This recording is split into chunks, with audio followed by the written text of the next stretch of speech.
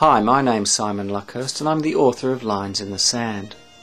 I originally conceived of the play after working in some Indigenous areas. Some of the issues that had arisen during the course of my work and in researching the work of others were both challenging and compelling, and I'd heard some very passionate arguments. In all, I felt that the area was full of potential for dramatic exploration. I submitted an early draft of Lines in the Sand to the Merigong Theatre Company. Situated in the Illawarra, where I live, Merigong is based at the Illawarra Performing Arts Centre. I had previously had plays workshop there and was fortunate that Lines in the Sand was eventually selected not just for development, but a rehearsed reading as well. During this process, Merigong Artistic Director Simon Hinton and 4 actors, Simon Harpia, Laurie Fowle, Andy James and Kylie Coolwell, spent a week in the rehearsal room with the script, which culminated in a reading before interested members of the public. As a writer, it was a fantastic opportunity to explore which aspects of the play worked and which didn't. It's a great luxury to have what is, in effect, a trial run of your play and see how it measures up in a dramatic sense.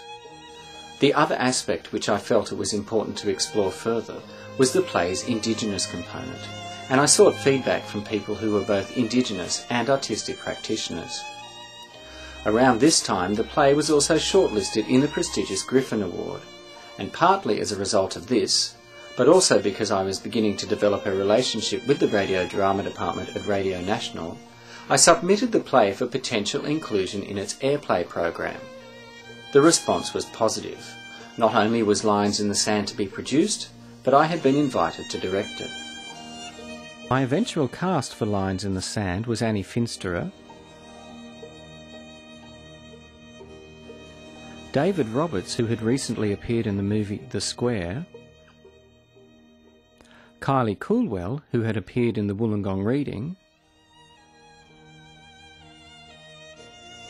and Billy McPherson. Casting was a challenging process, and I made the difficult decision to move away from many of the people who had participated in the rehearsed reading, because I felt the characters had changed, and I wanted a fresh cast who would reflect this. I felt, however, that Kylie's character, Gail, was different because in the rehearsed reading she'd started moving towards the place where Gail eventually ended up. We recorded in Studio 256 of the ABC's Ultimo complex in Sydney. Our executive producer was Libby Douglas, and the sound engineer the redoubtable Andrei Shabanoff, who comes armed with a range of tea and ornate biscuits. Recording took 2 days, with some further work recording Billy playing the didgeridoo inserts, which punctuate the final version of the play. Editing then took 2 weeks. Andre works meticulously and painstakingly to ensure both background and foreground sounds are consistent and that the transitions are smooth. When you hear the play, listen closely to how he makes some environmental noises segue effortlessly into the sounds of Billy's didgeridoo. So that's the potted history of Lines in the Sand. I hope you enjoyed this guided tour into its genesis and development, and I hope you liked the play as well. It was fun to make.